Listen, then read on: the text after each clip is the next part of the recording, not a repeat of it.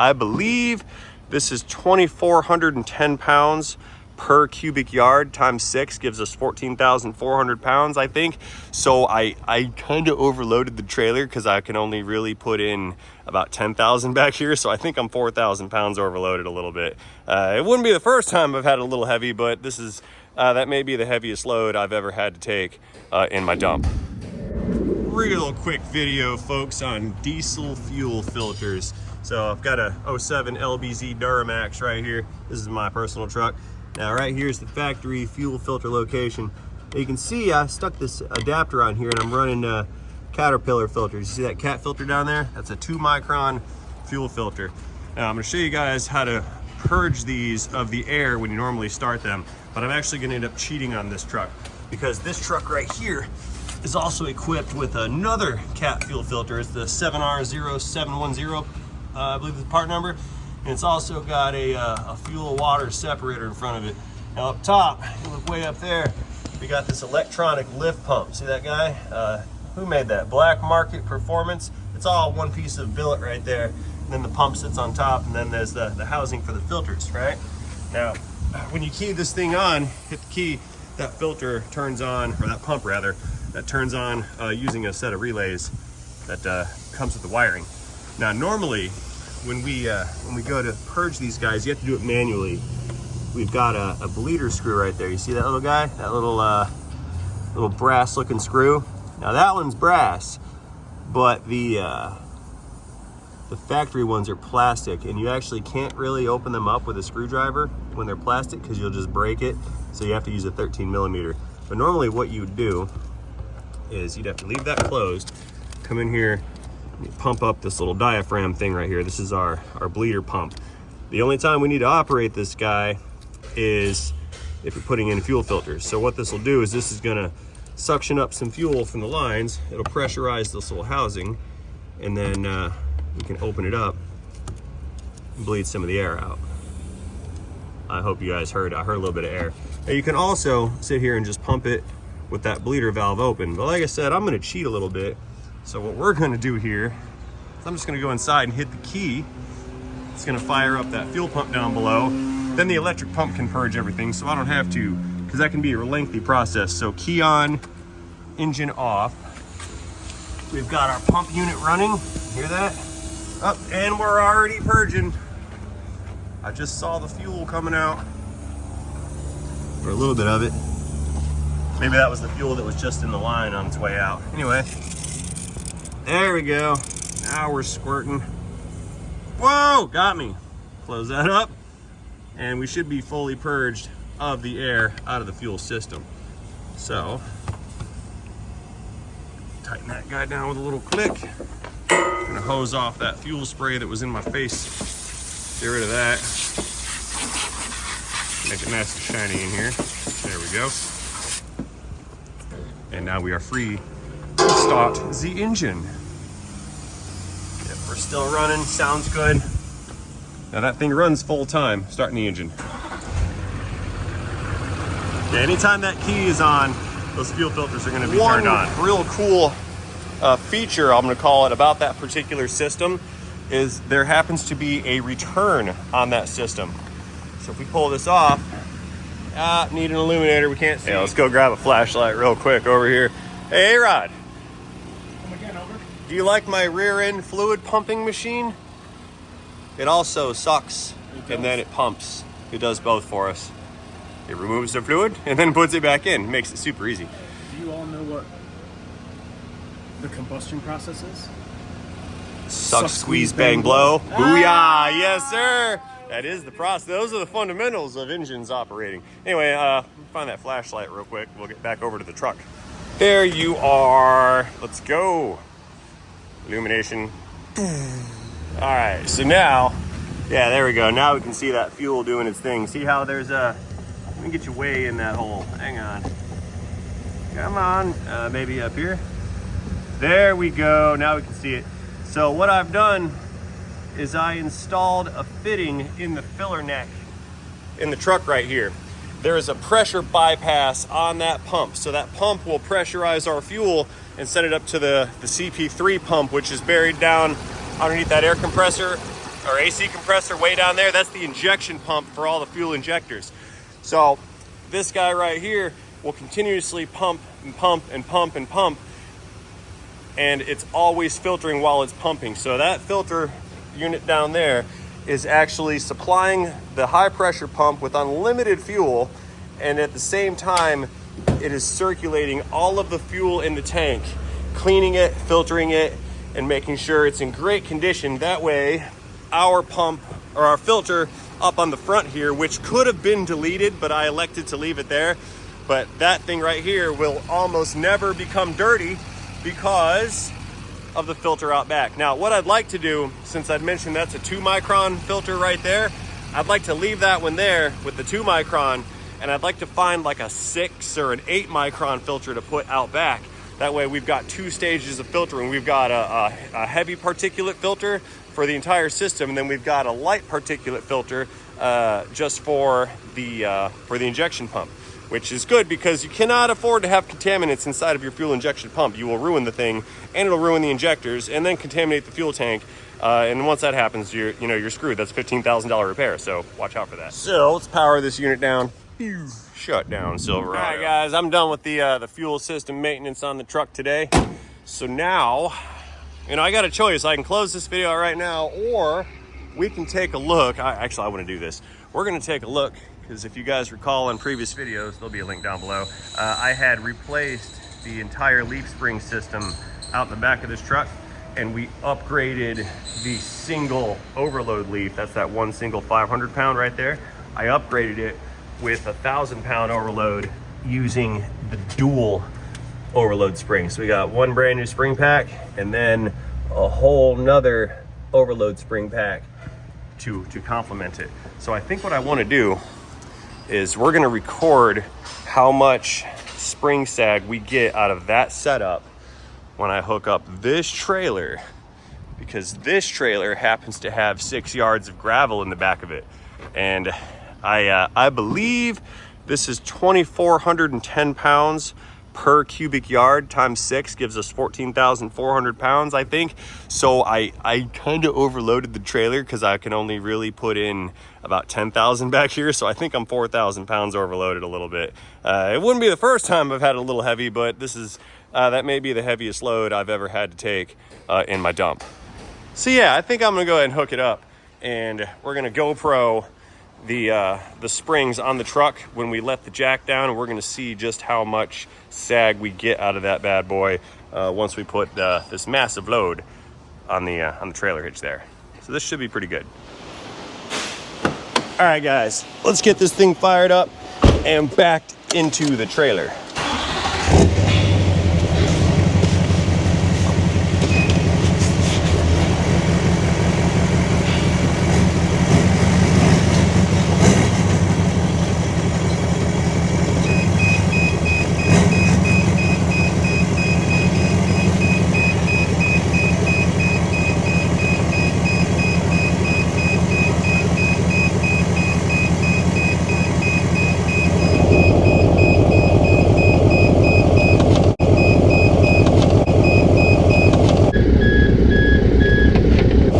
That's it right there. Did I get it? Oh, nope, just the tip. A little farther back. Hold on. Need like 1 more inch out of it. There. That felt about right for the ball to seat. A little far back. Hang on, you guys. I'm not doing a good job of hooking up. I don't have a rear view camera installed yet. I have it, but it's not hooked up and not wired up. I should probably do that. That might make my life easier. Anyway, we're ready to rock and roll. Let's let this down. I'm going to take you guys and we're going to set you up in the fender well so we can watch those springs sag down. I should also, let me get a tape measure, and we're going to measure the wheel well arch and see what kind of squat we get out of this when that trailer load is applied to it. I imagine we got 2, maybe 3,000 on the tongue, something like that. I don't have a scale, so I can't weigh it, but we can at least measure it for fun and for science. I like science. Okay, tape measure is in position. Here's how we're going to do this. Center of the wheel well arch, right through the middle of the tire. We're looking at 40 5/8 inches. Yeah, about 40 and 5/8. I'll take that. And then the other side, let's go check that one out. Over here, we are 40 and looks like 3/8 of an inch. Something like that, pretty close. So yeah, a little bit lower on this side than that side, but that could just be the parking lot discrepancy. So we're gonna call it 40 and 1/2 inches. That's the average. Sound good? Okay, so now I'll hang you guys up in the wheel well and we can take a look at those springs when the load comes down. Okie dokes, we're ready to rock and roll. The latch is in the open position. Pintle hook's in the open position. We're kind of lined up on the ball just a little bit. It's a little off, but I think we can get it to go in there. Wheel chocks are still in place. So let's crank this guy down. It's a pretty heavy duty jack. Now there's 2 speeds here. You've got go fast mode where we can turn it at an angle and get a lot of speed out of it. But since we have a load on this unit, we're gonna have to put some torque into it to get it to go down. Oh, you know what? Since I have that new Milwaukee grease gun that was very graciously gifted to me, I'm gonna grease this trailer jack before we run the thing down, because it's almost fully all the way extended right there. Yeah, bear with me, I'm on another like a ADD tangent or whatever. Not sticking with the plan. There it is over there. I got it in the back. It's not always in the back. Sometimes I keep it in here, but this is full of electronicals right now. So here, what we do, super easy, best grease gun ever. Smear that on there for some good luck. Plug it in, hit the little button. 2, 3. Let's take this off and see inside. What do we need, an 8 mil? That's the cap for the jack. I gotta tell you, that takes some skill. We were doing one thing, I went off on a tangent, then we started doing something else on that tangent, and then I broke away from my tangent to create another tangent. So now we're in like a Venn diagram of distractions in my own cranium. There we go. Too many years of doing this kind of work, all shot out. Better than being shot. I'm shot out, but not shot. Old inside joke. I see you. Right there. It won't go anywhere, guys, no worries. Oh yeah, look, that's our lubricated surfaces. Okay. Let's get the bottom one. I don't think we can see the bottom one. Yeah, that's a big negative. I'm just gonna pump it full of grease till I can see the grease though. Let's fire it up. Turn up the heat. Maximum grease action.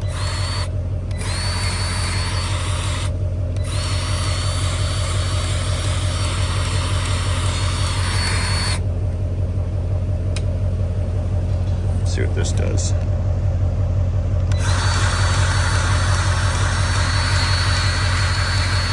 Oh yeah, that's how we do that. Uh-oh, the gun's out of grease. I used up the whole tube. Excellent, that's good. Smear that around in there.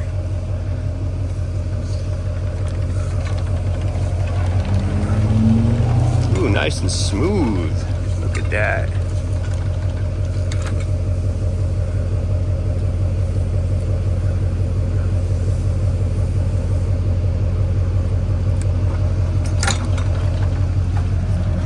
Let's let her down.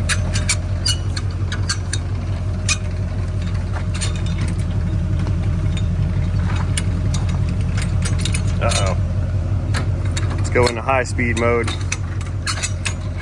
And the jack's off the ground.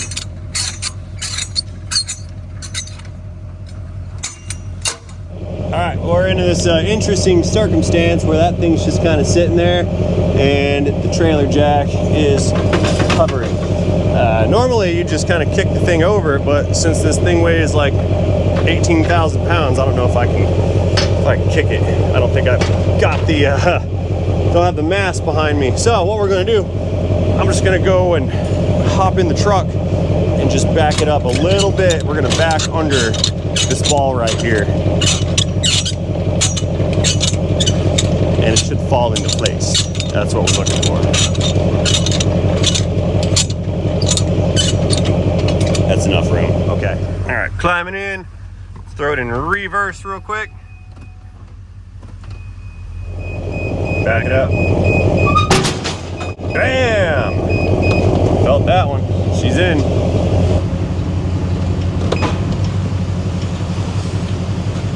All right, coming back around.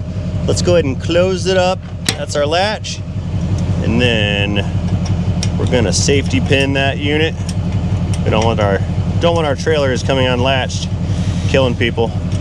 And some of these, I can actually get the pintle hitch to lock in on them also. This one's not locking in, but sometimes that pintle will lock in for some extra security. Anyway, let's chain her up. My chains are running crisscross applesauce. So the right side chain goes to the left side of the truck. Left side chain goes to the right side of the truck. We hook from the bottom up, not the top down. And I'm gonna need my 7-way power wire connector. That guy's gonna flip into here. Plug it in. There we go. Now right here, I'll take this guy and tuck that down right through there.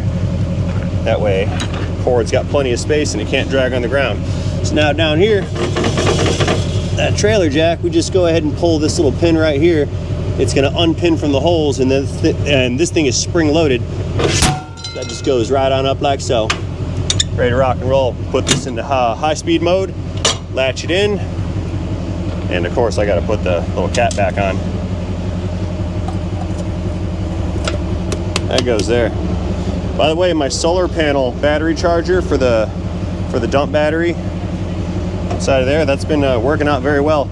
I've checked this battery like once a month since we installed that panel, and it's always at maximum capacity.